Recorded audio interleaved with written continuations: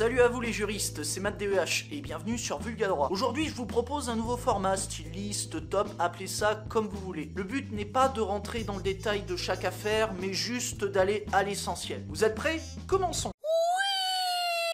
Pour cette première affaire, on va partir sur du fiscal avec Monsieur A. Alors Monsieur A obtient gratuitement un immeuble par le biais d'une donation. Puis il décide de le vendre pour se faire de l'argent. Une plus-value quoi. Une fois l'argent empoché, Monsieur A va devoir payer une taxe sur cette plus-value. Pour calculer le montant de cette taxe, l'administration fiscale s'appuie sur la valeur de l'immeuble. Cependant, après la vente, Monsieur A demandé à l'administration de rectifier cette valeur. Et elle accepte. Et là on se pose une question. Est-ce que pour calculer la taxe sur la plus-value, l'administration fiscale doit prendre en compte cette valeur rectifiée? À cela, le Conseil d'État répond que Monsieur A peut demander à l'administration fiscale de prendre en compte cette nouvelle valeur pour calculer la taxe sur la plus-value. Bref, si vous faites une plus-value qu'on veut vous taxer, pensez-y. Allez, on passe à la suite. Non mais sérieux, mais comment aurait-il fallu que je le suce ? Bon, dans notre deuxième affaire, on part sur de la propriété intellectuelle, droit d'auteur, tout ça. Mais surtout, on va parler encore de thunes, et tout particulièrement de la rémunération des auteurs, des interprètes lorsque leurs œuvres sont reproduites. Dans le jargon, on appelle ça la rémunération pour copie privée. Cet argent est versé par les distributeurs de télé lorsqu'ils permettent aux utilisateurs d'enregistrer leur programme télé préféré. Pour ce qui est du montant de cette rémunération, il est fixé par une commission. Pour autant, on peut se demander comment cet organe en détermine le montant. À cette question, le Conseil d'État nous répond que pour fixer le montant de cette rémunération, la commission doit analyser le nombre d'enregistrements effectués par les utilisateurs. Du coup, pour y parvenir, la commission peut s'appuyer sur des enquêtes, des sondages produits par des instituts comme Médiamétrie, à condition qu'ils soient actualisés. C'est toujours bon de savoir comment tombe le pognon. Sur ce, next. Argent, argent, argent, argent, argent, argent, argent, argent, pognon.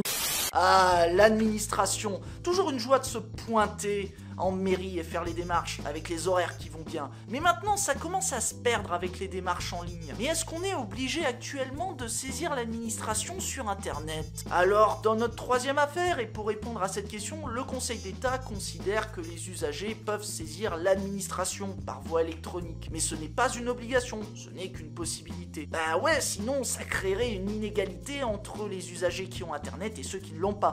Comme dirait l'autre, ok boomer. Enfin, le Conseil d'État précise que si l'administration met en place une plateforme et que l'usager veut la saisir par voie électronique, il est obligé de passer par cette plateforme. Du coup, même si la plateforme a été codée avec le cul, l'usager devra s'en contenter. Que dire de plus? Affaire suivante. Je code avec le cul, la la la la la la la.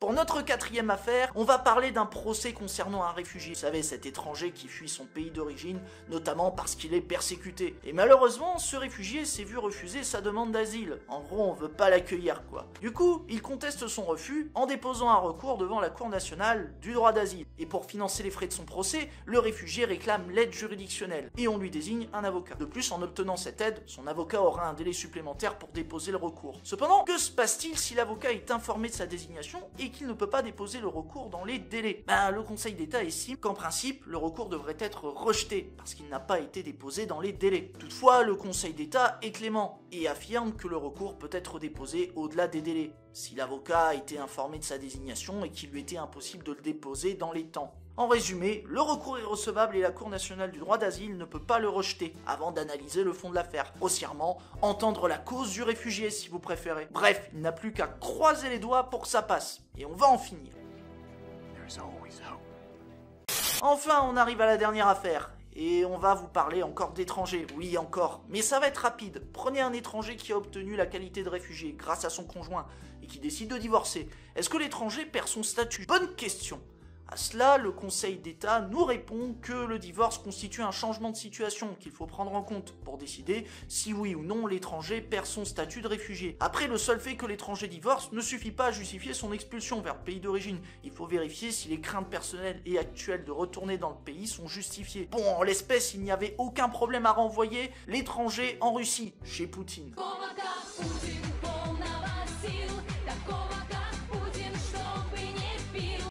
Et voilà, on a terminé sur cette liste, les juristes. N'hésitez pas à me faire un retour sur ce nouveau format en likant, en commentant et en partageant cette vidéo. Et n'oubliez pas de vous abonner en cliquant sur la cloche. pour recevoir les notifs. Et pour me soutenir financièrement, bah, ça se passe sur Utip et Tipeee. Et un grand merci pour vos dons, et tout particulièrement à Yukiko, qui tient en plus une chaîne de cuisine. Allez y jeter un œil. Bon, encore merci. Allez, je vous laisse. C'était Matt DEH sur Vulgadroit. A plus, les juristes.